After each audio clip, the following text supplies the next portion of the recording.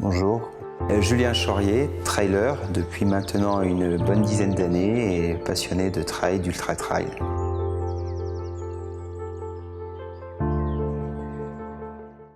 La première chose à faire quand on prépare une course, un ultra-trail, c'est de regarder le parcours, identifier vraiment les passages pour après identifier les besoins qu'on va avoir entre deux points de ravitaillement.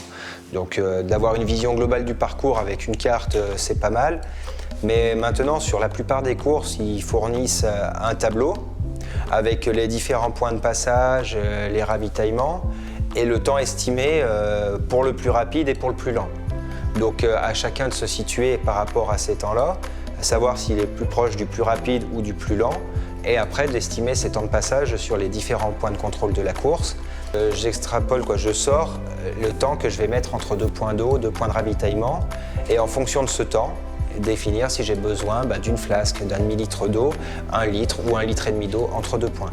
Et avec ça, je fais tout le parcours et ça me permet de définir mes besoins. Pour moi, la vision, et c'est ce que j'ai fait les premières années où je courais, c'est de planifier vraiment un ultra type 100 miles dans l'année et d'y aller progressivement. Et pour faire simple, ma saison, elle était souvent basée sur décembre, je reprenais l'entraînement. Janvier, je faisais des crosses ou une course de 10 km. Et après, à chaque course, je doublais la distance.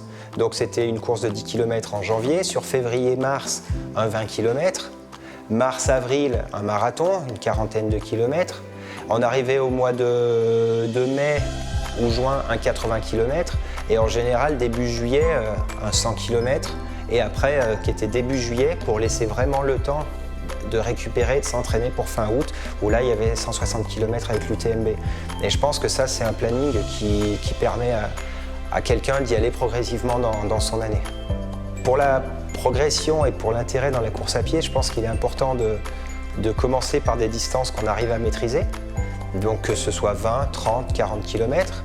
Et après, si on a l'envie, si on sent réellement le besoin, d'aller sur plus long.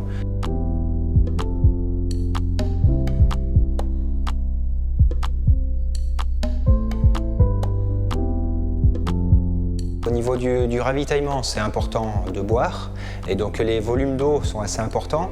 En moyenne, on est sur un demi-litre d'eau par heure, mais s'il fait vraiment chaud, ça peut approcher, voire dépasser les 2 litres par heure. Mais si on boit que de l'eau pure, ça devient difficile à l'organisme de l'assimiler. Donc c'est pour ça qu'il est intéressant des fois de mettre ou un peu de sirop ou un peu de la poudre de boisson énergétique, ou certains mettent un fond de coca avec de l'eau. Ça permet vraiment d'avoir une boisson qui apporte un peu de sucre et qui soit plus facilement assimilable. L'intérêt des bars, c'est qu'on est sur une alimentation solide, classique. Donc il y a de la barre de céréales. Il y a des bars un peu plus complexes, qui sont proches de pâtes de fruits ou de pâtes de légumes. Pas mal de personnes qui utilisent des gels. Donc le gel, c'est principalement un sirop de sucre qui est très concentré et donc qui va apporter énormément de sucre de manière très facile et rapide. Sur le ravitaillement classique, c'est les ravitaillements organisés par la course. Donc sur ces ravitaillements, on retrouve justement uniquement les produits et ce qui est fourni par l'organisateur. Mais sur les courses, il y a certains endroits où on a le droit d'avoir un ravitaillement personnel. Et ce ravitaillement personnel va être en général fait par des proches et en majorité ma femme qui sera présente et qui va, elle, m'apporter le ravitaillement dont j'ai l'habitude. Que ce soit des boissons, que ce soit des barres de céréales, que ce soit un petit encas, voilà, vraiment pour fonctionner avec des choses dont j'ai l'habitude. La plupart des courses, il va y avoir sur des gros ravitaillements une petite assistance médicale. Ensuite, ce qui peut être apporté, c'est qu'on a le droit sur de nombreuses courses à déposer avant la course un petit sac qui va être amené par l'organisateur, par exemple au milieu de la course ou aux 2 tiers de la course.